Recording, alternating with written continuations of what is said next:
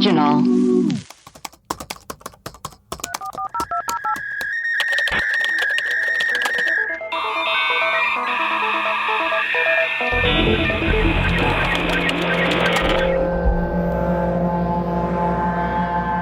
Hello and welcome to Web Crawlers, the podcast where we do a deep dive into some of our favorite unsolved mysteries. Each week we will introduce our topic, lay out our research and findings, reveal some conspiracy theories, and conclude with our own hypothesis. Who knows, we might even solve a case. I am Allie Siegel. I am Melissa Stettin. And I'm producer Maria. Web Crawlers has a Patreon to get access to rewards, bonus episodes, shout outs, merch discounts. Please go to patreon.com/webcrawlers. You can donate as little as $2 a month to become one of our bimbo patrons. Should I see if you guys have any supporters on the Oh yeah, I page? forgot about that whole thing. Yeah. Okay, supporter button. It looks like you guys have. Okay, so on September 4th, you got $20. You got $10 from two different people. Wow. Haunted Possum, who's on the Discord, gave you $10 and said, "I'm too scared to use Venmo." So I think that's very nice. Interesting. Maybe because Venmo is related to Facebook and that's a whole thing. Yeah. And then Mathilde, who was on our live show. Yeah. Oh yeah. She gave $10 and said, "Thanks for the live shows." Happy face with hands out. Oh wow. So how Thank much dough are we rolling in total? It says here that we don't want to embarrass you, so we cannot give you a final number. Okay, got it. So also please rate and review us on Apple Podcasts. If you give us a 5-star review, screenshot and DM it to us and we will shout you out. We do have one. Someone sent us a Twitter message. So this review is from Mac Moreau. It says, "What is going on? The voice at the end of the hotline jingle that says Erios is a puck wedgie. Take a listen. Maria can translate." That is true. Yeah. Thank you. Thank you for that. We appreciate it. Oh yeah, there was also that weird review that was like, "I used to like this podcast, but I hate the mailbag and the live episodes, 2 stars." And it's like, just listen to the main episode then, hun. It's the same. We're not forcing you to listen to No all one's of the forcing you to episodes. listen to all the extra episodes we're doing for you. Also, Erios has a hotline. You know the drill. Insert jingle here. 626-604-6262. It's really been popping off, so please keep on calling in. Also, I love that you guys are now not even calling us. You're just calling each other. So that's great. Just keep doing that. It's very cool. You guys are making friends. You don't have each other's number. You're just calling our hotline to talk. So perfect. Sure, we're happy to be the middleman. Yeah. Yeah. I wonder if there'll be a Web Crawlers wedding. I think there will be. Oh. I visited the Discord for half a second before we started recording, and someone in the Discord said, "This is a great day in the Discord."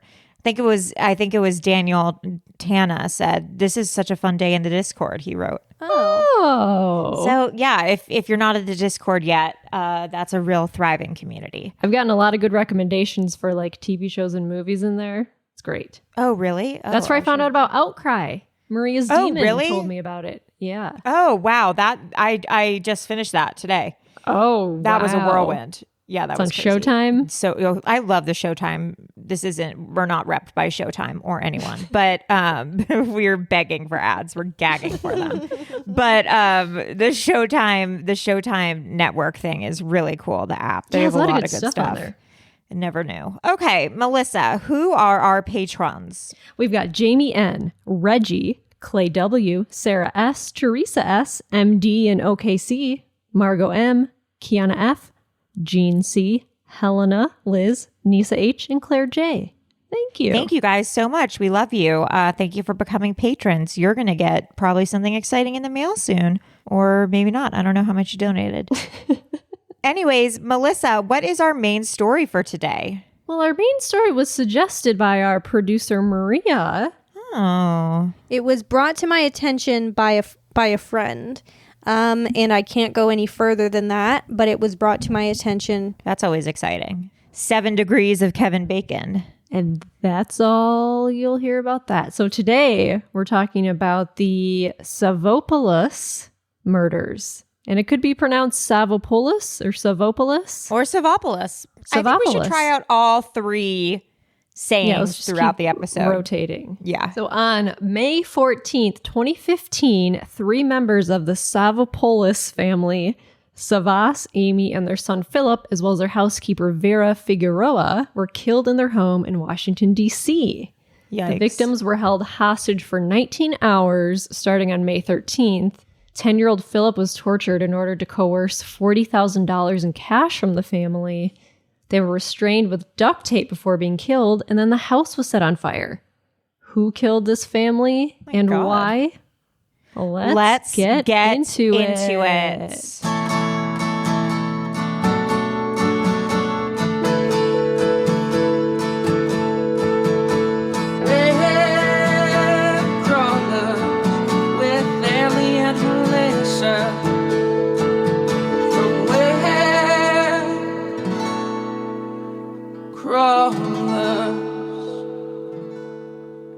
Okay, so some background on this case.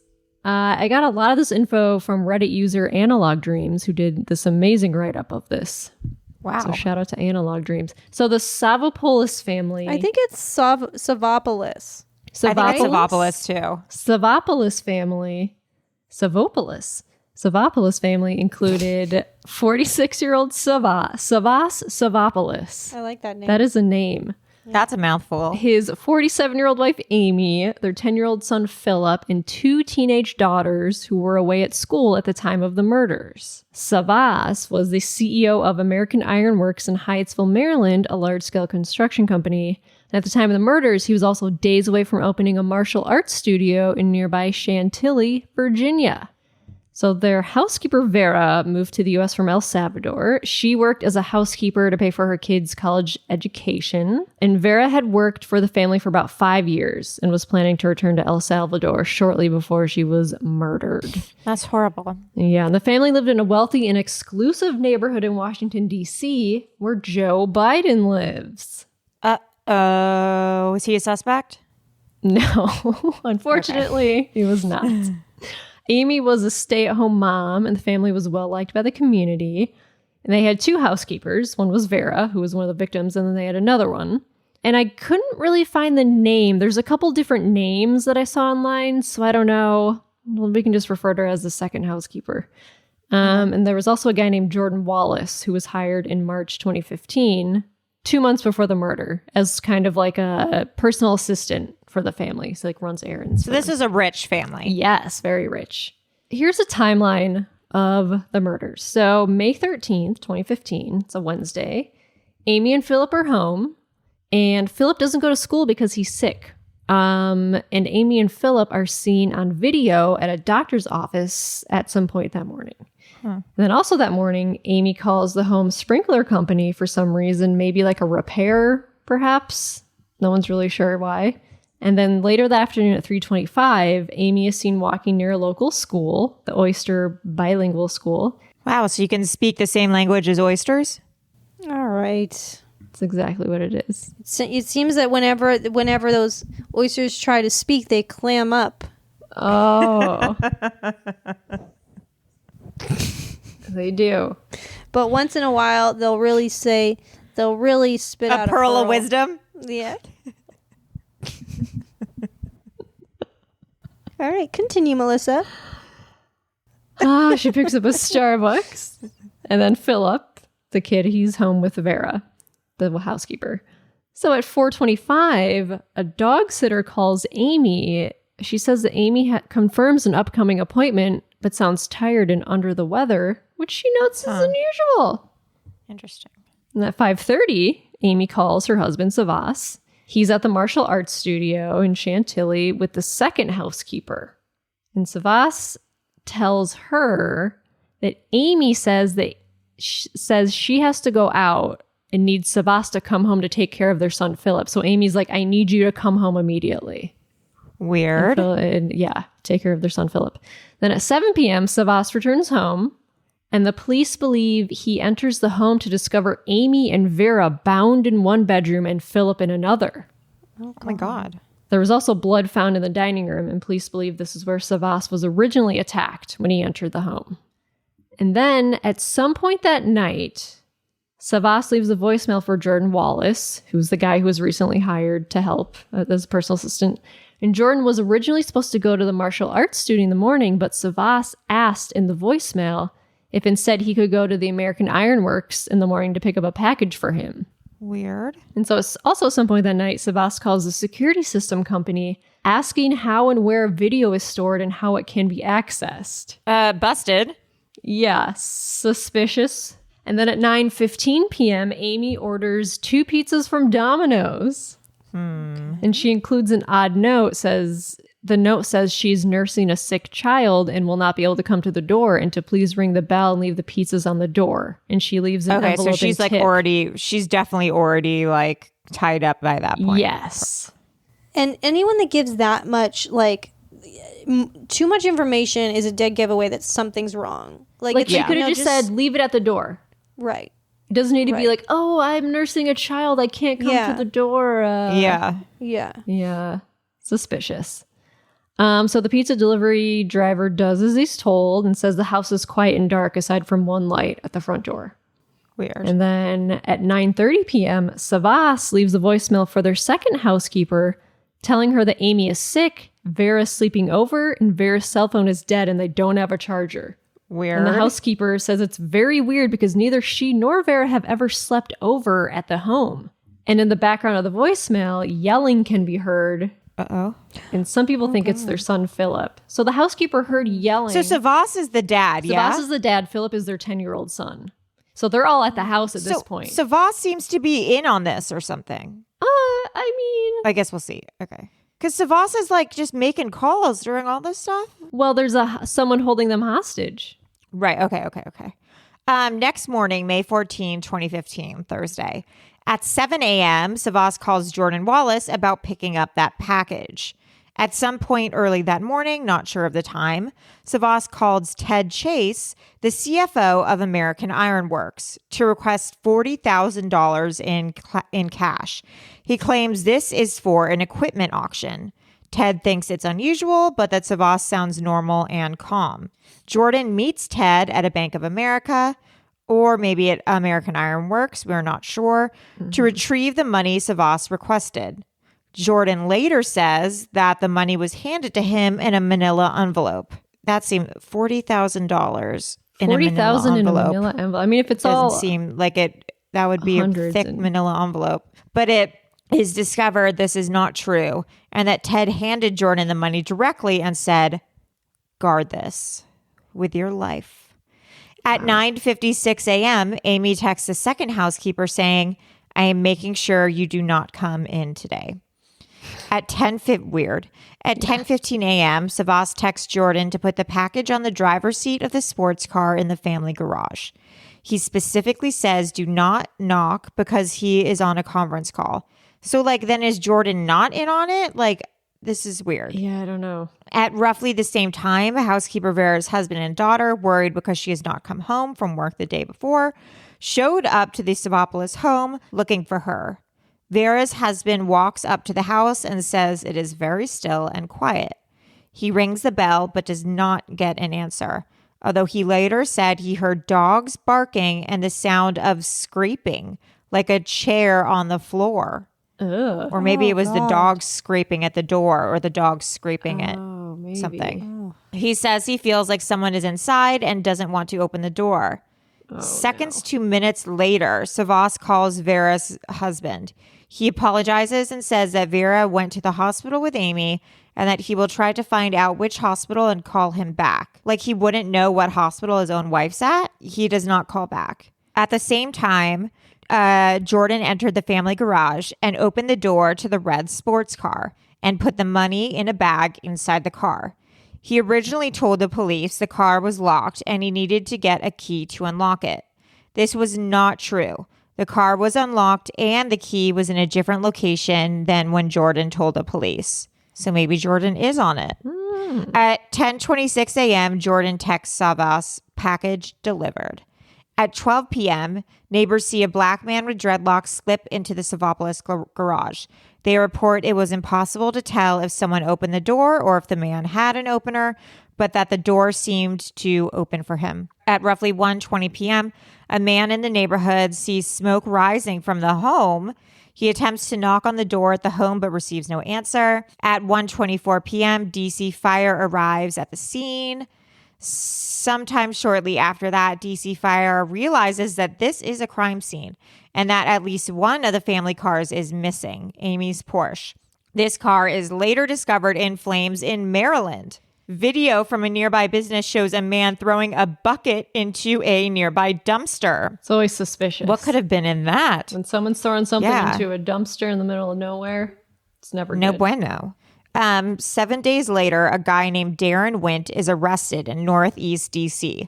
On December 25th, 2018, 3 years after the murders, Darren Wint, a welder who was fired from a company owned by Savvas Savopoulos, was found guilty of 20 counts of kidnapping, extortion, and murder.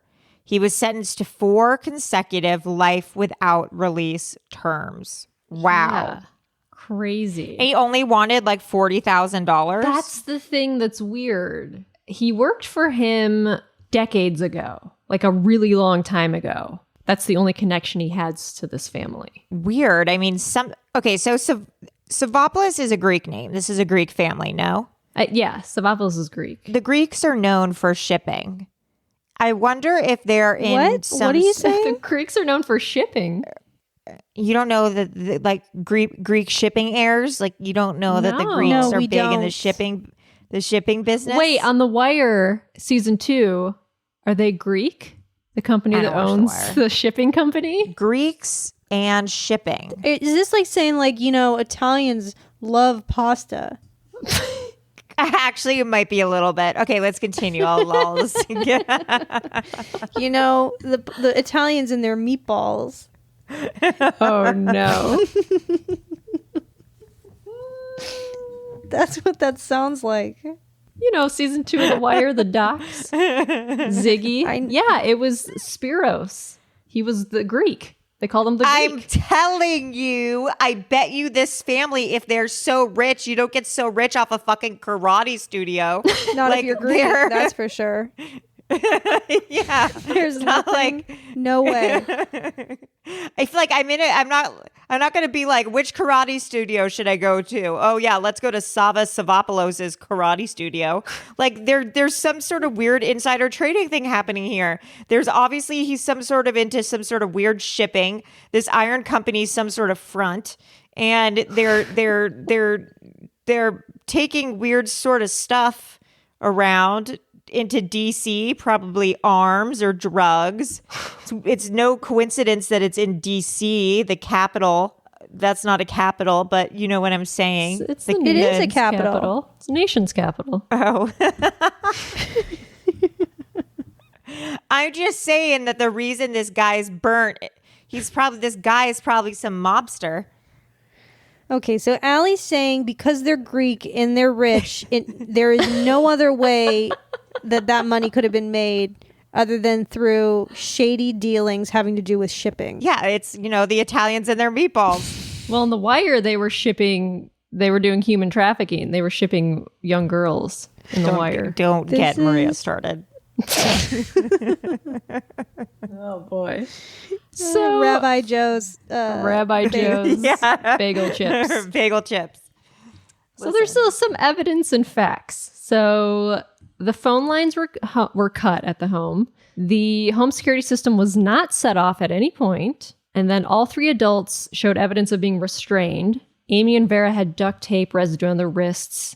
And police believe Savvas was restrained with a necktie or a zip tie. And all 3 adults died of blunt force injuries, most likely with a baseball bat found at the scene. They were also strangled, smothered, and stabbed. Amy's right finger was bruised, and police believe this indicates a ring being ripped off her finger. Oof. And Philip, their son, died of sharp and thermal injuries. He was stabbed 3 times. One wound was 7 inches deep, and it was a likely result of being stabbed with a samurai sword that Savvas had. This guy had a samurai sword in his house? Well, I guess from the karate. Yeah. So police believe Philip may have been tortured in order to get money from Savvas.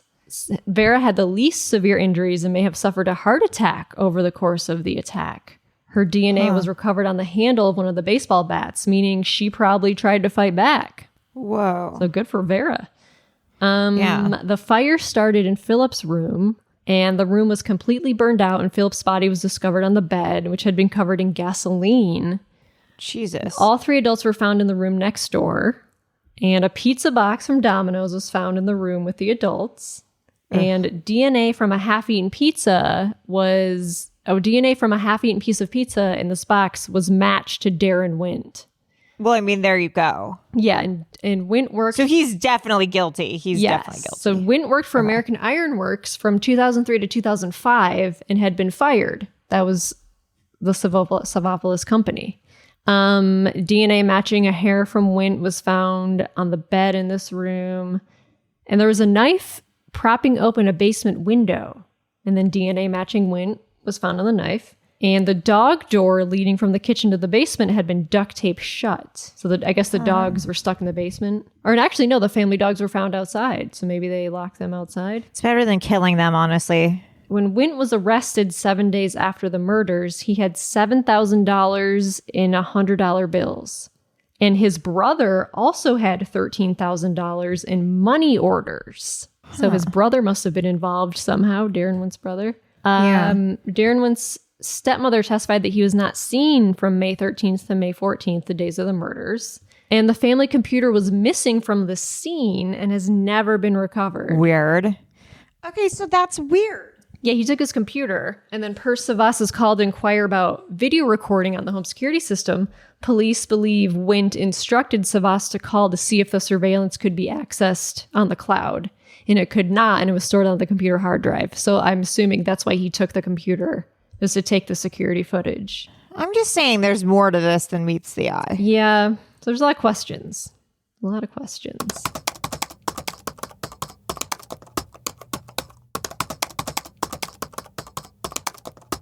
So, what would be the purpose of killing the entire family?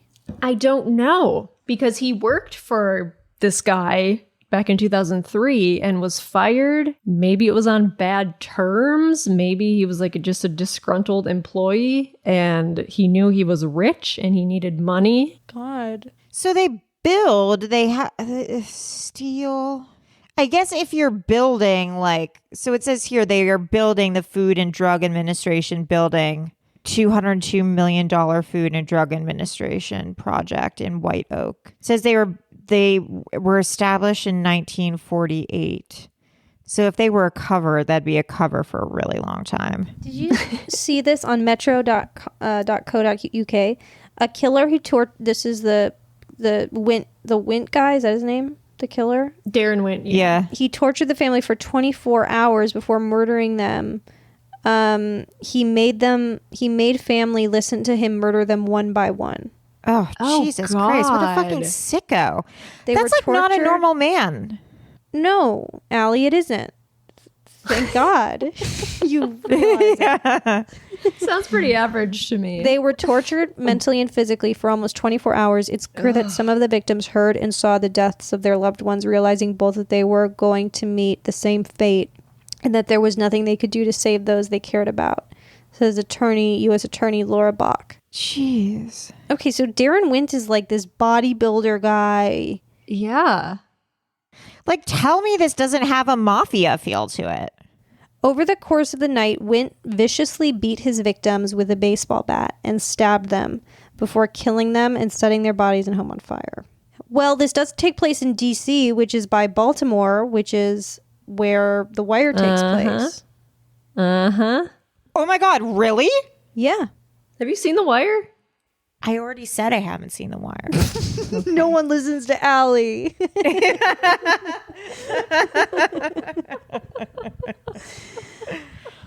This is a good bullshit. show. Okay, some questions. 1, why didn't Ted Chase, the American Iron Works CFO, think Savvas' request of $40,000 was unusual? He was just like, yeah, sure, okay. Savvas was the CEO, so maybe it wasn't a problem. I feel like rich people sometimes are like, I need $30,000. And they're like, okay. Yeah. When did the attack start and how did Darren Wint get inside the house? Yeah, if there was no break-in or the security system didn't go off. There's got to be an inside man. Did he kill? Is Jordan dead? Is the personal assistant dead or no? No. Personal assistant's in on it. According to the second housekeeper, Vera always left work between 3 p.m. and 3:30. Was she simply in the wrong place at the wrong time? Amy had stepped out for coffee and was seen at 3:25. Was Vera simply waiting for her to return before she left? And unfortunately, this is the moment when Darren got inside. Yeah, it's possible that when just coming and going, he maybe like attacked her while she was walking in the house and was like, let me in your house. Like It's just still weird though that Jordan guy was just like, how do I get all the security cam footage and stuff like that? But I don't know. That's weird. No, it was Darren who asked for the security footage. I thought Jordan had called the company and was like, No. Savvas called the company because he was being held hostage in the house. Oh, I thought Jordan had called the company. Okay, no, Jordan. Sense. All Jordan did was drop off the money. That's all. Okay, he did. copy that. Never mind. So Jordan doesn't sound as guilty as I thought he did. Never mind. Why didn't anyone inside the home attempt to signal that something was wrong? They had several points of contact with people outside the home. Maybe Savvas and Amy thought if they complied, everything would turn out okay. Maybe Darren was telling them that. Considering that Savvas and Amy both spoke or at least texted people the morning of May 14th. Also, I can't imagine why they wouldn't try to signal to someone outside the home if he had already drastically hurt them. It seemed like they were relatively unharmed overnight. Yeah, weird. Yeah, like they texted, like Amy left a voicemail for like initially for the housekeeper was like, I need Savvas to come home. And like texting the housekeeper, please don't come over this morning. I mean, I'm sure it was that guy, Darren, who like had their phones probably. Yeah, that's got to be it. But like Savvas called the personal assistant and was like, left him a message. I need you to do this. I need you to do that. And the CFO was like, he sounded fine. Well, they were probably being monitored, but like, yeah, but you still, gotta like, there's got to be like code you could probably like slip in. Have you guys seen the pictures? No, I don't. Yes, the crime scene photos. I don't know if I want to. I have. I've seen a couple of them, but hold on, I'm just trying. Are they horrible? Well, there's one thing I was watching just said like it showed like a slice of pizza, like half eaten. That's better than what I thought you were going to say. Slice of. Whew. Oh God, Allie, I'm just trying to because they're saying. Should I continue, or are you doing? Are you podcasting right now? Hold on. No, you can continue podcasting, but just know I'm not going to be listening for a second. That's totally fine by me. Nothing new. Oh God. Why Nothing new.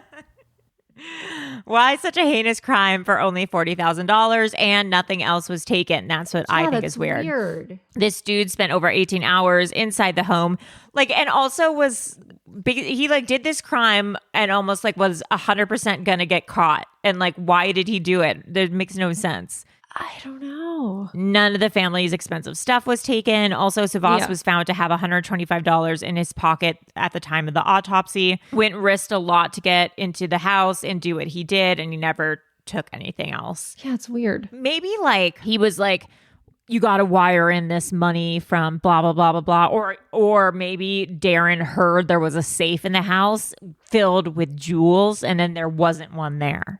Yeah, that's possible. He kept being like, tell me the code to the safe. And then like Savvas was like, there is no safe. Like, and he kept being like, tell me where the safe is. And then Savvas was like, there is no safe.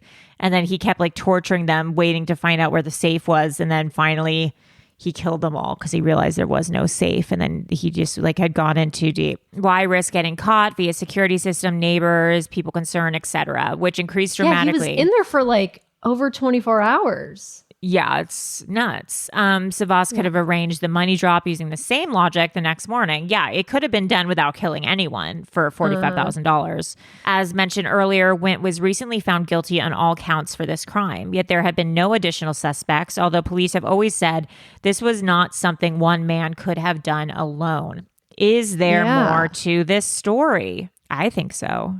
some theories are that, so Darren Wint was found with $7,000 in cash, and his brother had $13,000 in money orders. So was that $13,000 linked to the murders? Like, I would assume. Are they hitmen? Like, maybe they're hitmen. Yeah, and like, where's the rest of the money? He had $40,000. He was found with $7,000. His brother had $13,000 in money orders. So where's the rest of the $20,000? So maybe he owed someone $20,000 and like he needed it immediately. Yeah, I guess. And like, it could be revenge. Could be revenge. But like, he was fired 10 years prior to the murder. I mean, obviously he's not a mentally stable person if he's murdering people. Like, could he still have been upset over that? And why are you ordering pizzas? Like, isn't that, if you're holding people hostage, why would you risk ordering pizzas knowing that someone's going to come to the house and like could possibly be like, this is weird. And like, who's eating? Crazy. Yeah. That's also says something about his personality, that this guy could like be in the middle of torturing people and be hungry. This is like he does this for a living or something. Yeah. It's weird. And then Darren Wint's former fiance, Vanessa, testified under an immunity deal and told jurors that Darren Wint stayed with her in New York after the murders for a week. She said he told her he won the lottery and he was paying for dinner and shopping sprees in cash. So the defense argued that Wint's brothers committed the crime and set him up. So I think he threw his brother under the bus. His defense. Shit. And court documents show that they got a warrant to search Jordan's cell phone, the assistant. And police said they are aware of a connection between Jordan and Darren. But like, that's it. What the fuck, it's dude? Weird. And so Jordan Wallace and Wint, they once lived in the same apartment complex in Maryland. Okay, so then this is all tied together. Which is near where the Porsche was found and where it was set on fire. I mean, it could have been a giant apartment complex in Maryland. It's a coincidence. It's a weird coincidence. I'm telling you, there's something with shipping. There's something with a safe in the house. And Jordan knew that there was some sort of safe in the house. And Jordan is like, I will pay you and your brothers some money, and you go in there, you torture the family, and the safe's in the basement, and try to get the thing, and then, we'll all be rich. Because Jordan started only 2 months prior to these murders. Jordan started working for the family. I'm telling you. Only 2 months. My psychic feelers are saying shipping, safe. Shipping, Jordan, safe. Darren. Shipping, pizza, safe. Jordan. Pizza. Jordan. So Jordan Wallace first told the police that Savvas texted him on May 14th to tell him to get the money. He said he went to the bank with Savopoulos' accountant, the Ted guy, and saw him put the cash in a manila envelope, which Jordan then took to the house, leaving it on the seat inside the car. But then he changed his story. He said in a later interview, he said Savvas texted him on May 13th, the night before he dropped off the money, telling him to get it. And so phone records obtained by the police confirmed that Savvas texted Wallace on May 13th at about 8:30 p.m. And Jordan also told police he didn't actually go to the bank with the accountant, and the accountant gave him the cash in a red bag, which is not true. That's not and then normal. he moved the money into the envelope and then left it inside the car.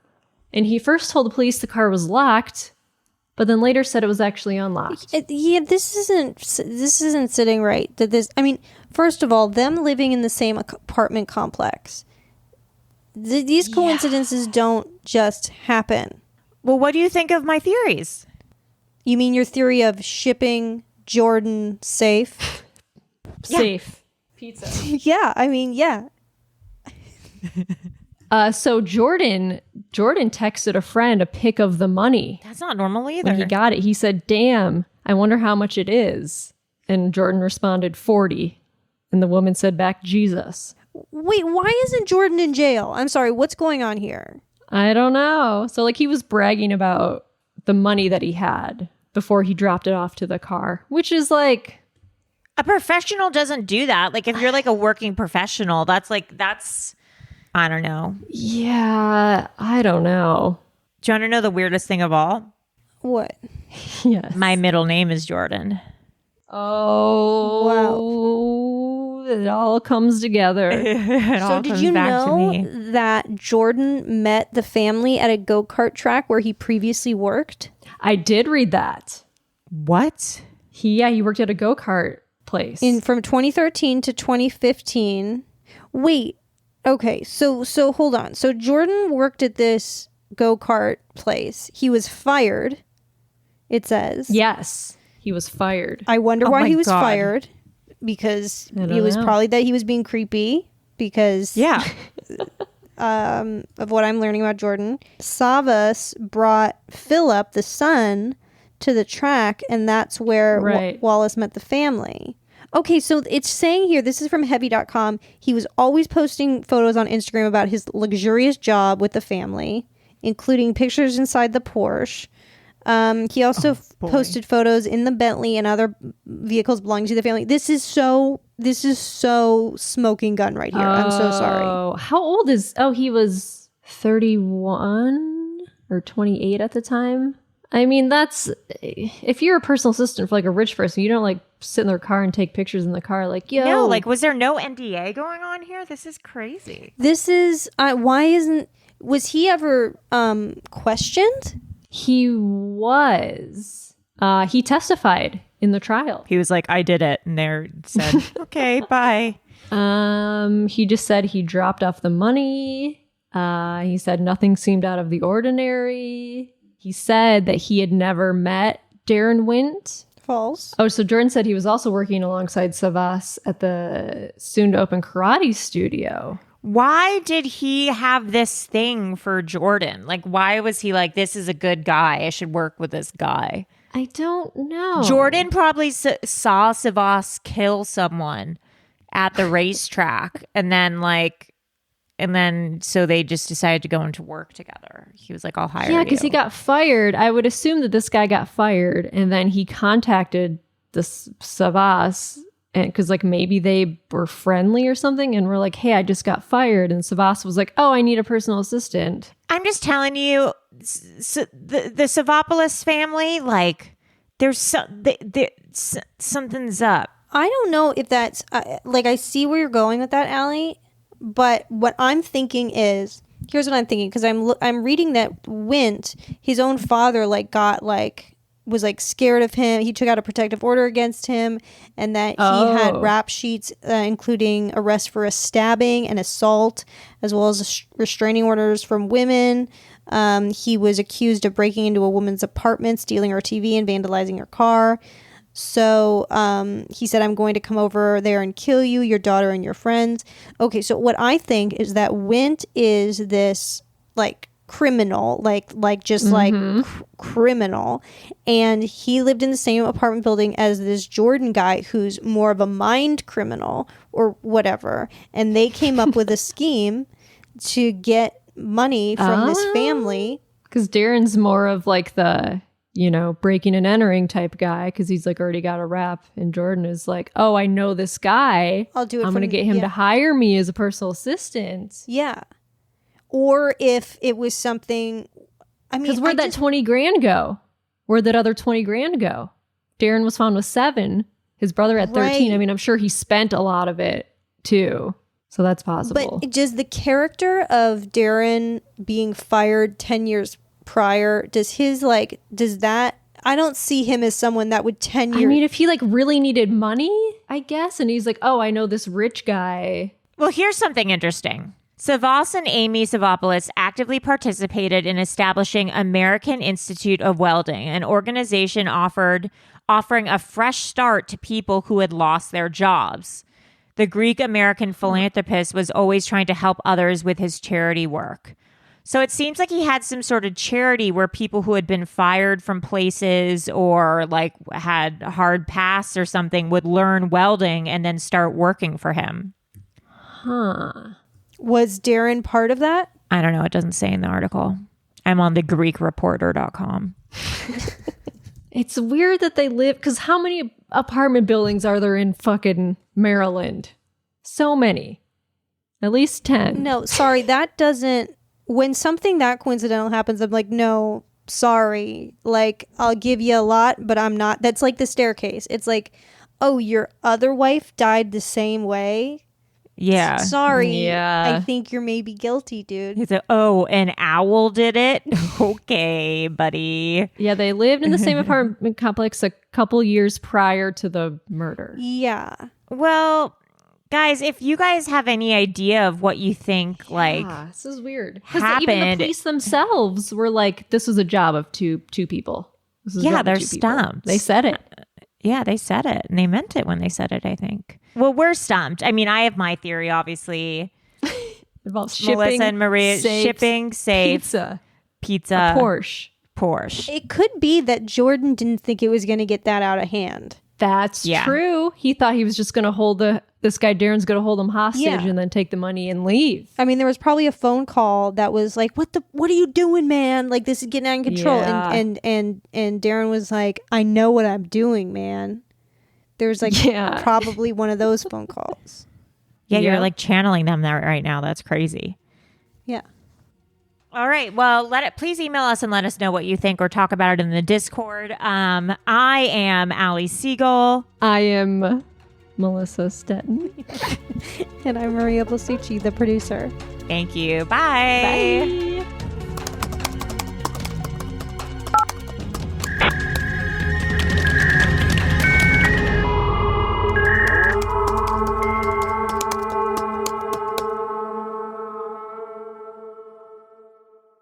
An Erios original. Powered by Acast.